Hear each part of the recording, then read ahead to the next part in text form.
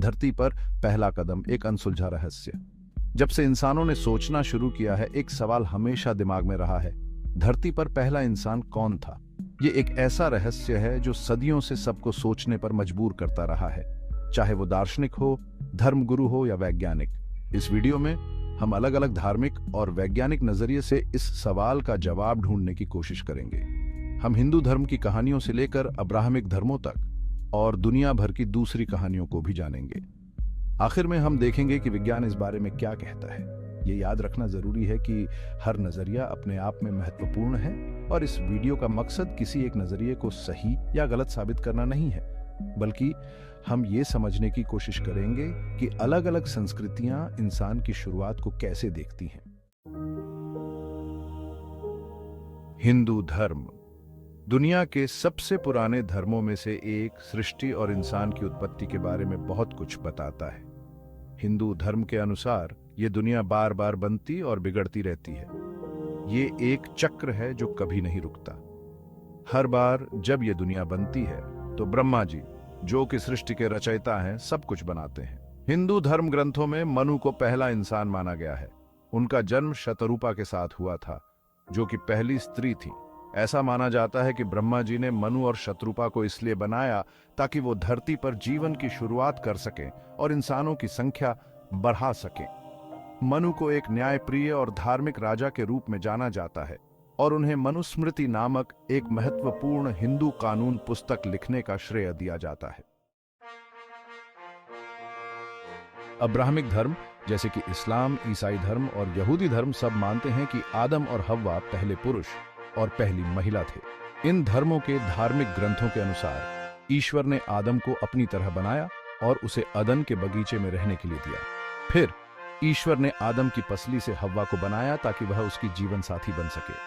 उन्हें स्वर्ग के बगीचे में सब कुछ करने की आजादी थी, लेकिन उन्हें ज्ञान के वृक्ष का फल खाने से मना किया गया था। लेकिन एक सांप, जिसे अक्सर शैतान माना जाता है, ने हव्वा को फल खाने के लिए ललचाया और कहा कि इससे उसे ईश्वर जैसा ज्ञान मिल जाएगा। हव्वा ने वो फल आदम को भी दिया और दोनों ने उसे खा लिया। इस गलती की वजह से ईश्वर ने उन्हें अदन के बगीचे से निकाल दिया और उन्हें इस दुनिया में भेज दिया, जहां उन्हें दुख और मृत्यु का सामना करना पड़ा। सेक्शन 4, दुनिया भर की दंत कथाएं, विविध शुरुआत। अब्राहमिक और हिंदू धर्म के अलावा दुनिया भर की कई संस्कृतियों में अपनी अलग कहानियां हैं कि इंसान कैसे अस्तित्व में आए। ये कहानियां अक्सर उनके अपने क्षेत्रों की मान्यताओं और कथाओं को दर्शाती हैं। उदाहरण के लिए, ग्रीक पुराणों में प्रोमेथियस नाम का एक टाइटन मिट्टी से इंसानों को बनाता है, जबकि चीन में नवा नाम की एक देवी पीली नदी के किनारे मिट्टी से इंसानों को बनाती है। अफ्रीकी लोक कथाओं में कई कबीले मानते हैं कि उनके पूर्वज एक पेड़, एक पहाड़ या एक पवित्र तालाब से आए थे। ये सभी अलग अलग कहानियां दिखाती हैं कि इंसानों की कल्पना कितनी विशाल है। ये कहानियां ये भी दिखाती हैं कि इंसान हमेशा से ये जानना चाहता है कि वो कहां से आया है और इस दुनिया में उसका क्या मकसद है। सेक्शन 5, विज्ञान का स्पष्टीकरण, विकास की कहानी। धार्मिक कहानियां हमें मानव उत्पत्ति के बारे में बहुत कुछ सिखाती हैं। विज्ञान इस सवाल का जवाब एक अलग तरीके से देता है।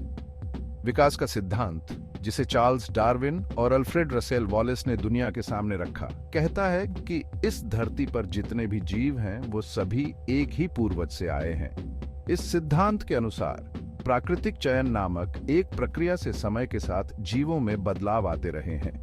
जो जीव अपने आसपास के वातावरण के हिसाब से ढल जाते हैं, उनके ज्यादा दिनों तक जीवित रहने और बच्चे पैदा करने की संभावना ज्यादा होती है, जिससे उनके अनुकूल गुण अगली पीढ़ी को मिलते हैं। लाखों सालों में ये छोटे छोटे बदलाव नई प्रजातियों को जन्म दे सकते हैं, जिनमें इंसान भी शामिल हैं। सेक्शन 6, निष्कर्ष, एकता और विविधता। धरती पर पहला इंसान कौन था? यह सवाल आज भी एक रहस्य बना हुआ है। हमारे पास अलग अलग धार्मिक मान्यताएं और वैज्ञानिक व्याख्याएं हैं और हर एक के अपने मतलब हैं। धर्म हमें सृष्टि का मकसद और जीवन जीने का तरीका बताता है, जबकि विज्ञान हमें तर्क और प्रमाणों के आधार पर दुनिया को समझने का मौका देता है। आखिरकार इस सवाल का जवाब इस बात पर निर्भर करता है कि हम दुनिया को कैसे देखते हैं। कुछ लोगों को धार्मिक कहानियों से सुकून और राहत मिलती है, जबकि दूसरों को विज्ञान के तर्कों पर भरोसा होता है। हमें इन सभी विचारों का सम्मान करना चाहिए, क्योंकि ये सभी हमें ये समझने में मदद करते हैं कि हम कौन हैं और कहां से आए हैं।